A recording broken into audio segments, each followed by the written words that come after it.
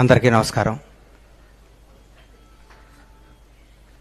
మా గురువు ఎస్వి కృష్ణారెడ్డి గారిని ఆశీర్వదించడానికి వచ్చిన మురళీమోహన్ గారికి నా హృదయపూర్వక ధన్యవాదాలు సార్.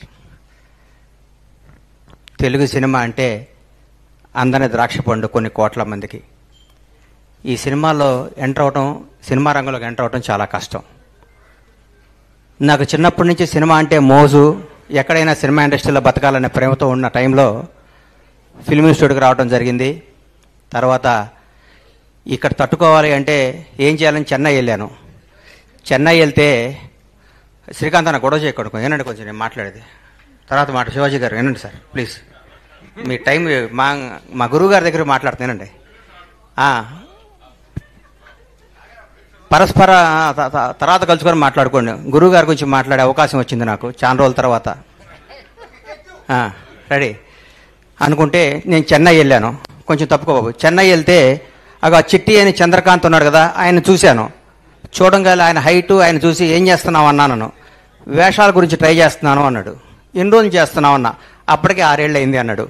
నీకే వేషాలు రాలేదంటే ఇంత అందంగా ఉన్నా మాకేం వస్తాయని నేను ట్రైన్ ఎక్కి వెనక్కి వచ్చాను.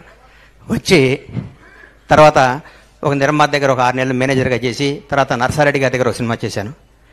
నర్సారెడ్డి గారి దగ్గర సినిమా చేసిన తర్వాత సినిమా ఆడలేదు, ఇండస్ట్రీకి ఉండకూడదు, ఇక షాద్ నగర్ వెళ్ళిపోదాం అన్న టైంలో నేను నా ఆప్తమిత్రుడు, నా సొంత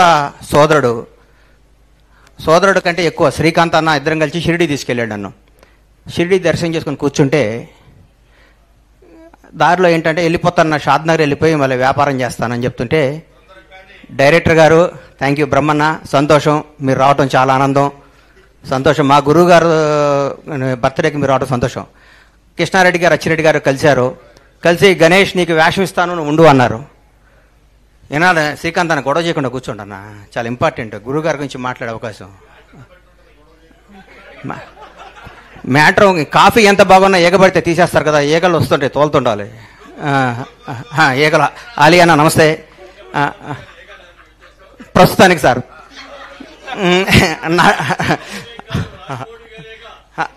అదే ఈగ సార్, అందుకనే దాన్ని తప్పించుకోవడం ప్రయత్నం సార్. అట్లాంటి కృష్ణారెడ్డి గారు నాకు వేషం ఇస్తానని చెప్పారు. అప్పుడు నాకేం యాక్టింగ్ రాదు, వేషం ఇస్తానంటున్నారు. ఇన్స్టిట్యూట్ చేశాను, కానీ ఇండస్ట్రీలో నిలబడాలంటే వేషం వేయాలని చెప్పి కృష్ణారెడ్డి గారు వినోదం సినిమా ద్వారా నన్ను ఇండస్ట్రీలో పరిచయం చేశారు.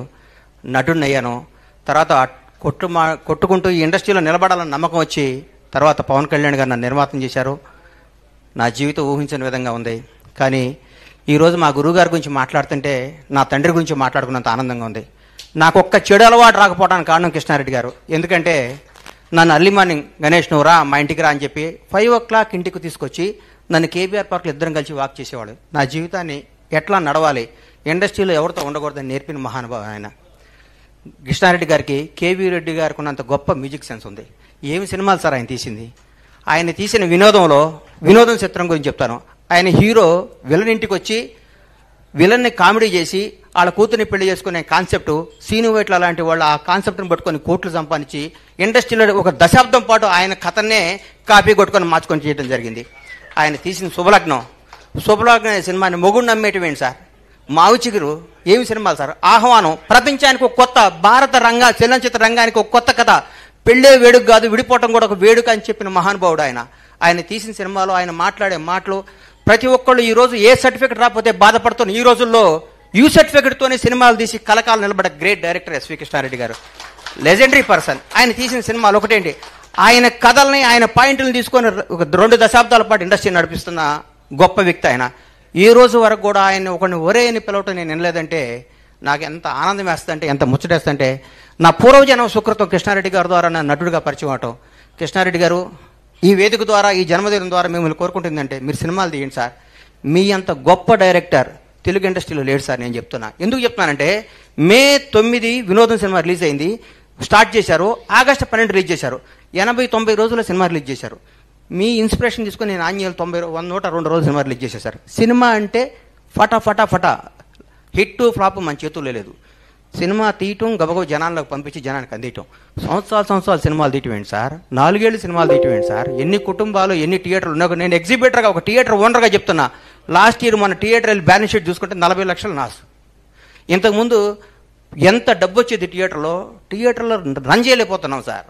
కృష్ణారెడ్డి గారు లాంటి వాళ్ళు మీలా మిమ్మల్ని ఇన్స్పిరేషన్ తీసుకొని ఎంతో సినిమాలు తీయాలి. సంవత్సరానికి మీరు 5 సినిమాలు డైరెక్ట్ చేయాలి.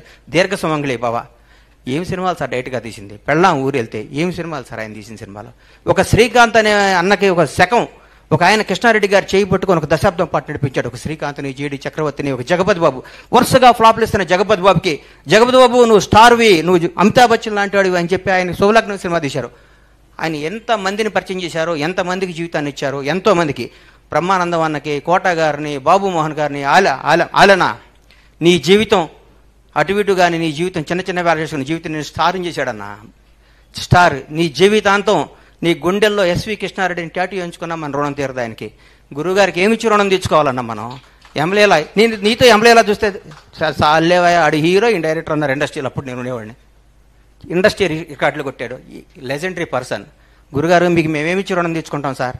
మీకు జన్మలో మీ పేరు చెప్పుకోవాలి, మీ రుణం తెచ్చుకోవాలి. మేము తినే ప్రతి అన్నం మెతుకు మీద ఎస్వి కృష్ణారెడ్డి అని పేరుంది సార్. మాకు ఈరోజు ఈ ఆస్తులు, ఈ సామ్రాజ్యం, ఈ పేరు వచ్చిన దానికి మూల కారణం 9 మళ్ళీ వచ్చిన అమ్మే కదా. 9 జీవితాంతం అమ్మ పోయేది కదా, అమ్మ అమ్మే కదా. మీరే ఇవారు రమేష్ యాదవ్ కానీ ఎంతమంది ఎంత అద్భుతమైన టీం అండి. ప్రొడక్షన్ ప్రసాద్ కానీ, మేకప్ నాయుడు గారు కానీ, ఒకళ్ళేంటి ఒక మనీషా అంటే ఒక ఫ్యామిలీ. ఎక్కడికి పోయినా మనిషి అంటే ఒక వాల్యూ, ఒక క్రెడిబిలిటీతో నడిచింది ఇండస్ట్రీకి ఒక దశాబ్దం పాటు. అబ్బా నువ్వు మనీషాలో పనిచేస్తున్నావు, ఒక సెంట్రల్ గవర్నమెంట్ ఎంప్లాయీకి ఉన్న రెస్పెక్ట్ ఉండేది మనీషా అంటే. ద గ్రేట్ శివాజీ రాజా. శివాజీ అనగానే కృష్ణారెడ్డి గారు అంటే ఒక ఆ శకం రావాలి. మా గురువు గారికి మళ్ళీ ఆ యుగం రావాలి. మీరు సినిమాలు తీయాలి. మీకున్న సబ్జెక్ట్ సెన్స్ తెలుగు ఇండస్ట్రీలో ఎవరికి లేదు సార్. ఎంత గొప్ప కథలు సార్, ఏమి కథలు సార్ ఆ కథలు. ఒక్కొక్కసారి నా మనసు బాగోకపోతే నేను కృష్ణారెడ్డి గారి సినిమాలో చూస్తాను. నేను అంత గొప్ప హృదయం మీది, అంత గొప్ప సినిమా మీది. మీరు ఇలాంటి జన్మదినాలు ఇంకెన్నో చేసుకోవాలని మనస్ఫూర్తిగా కోరుకుంటూ, గురుగారు థ్యాంక్ యూ వెరీ మచ్. పవన్న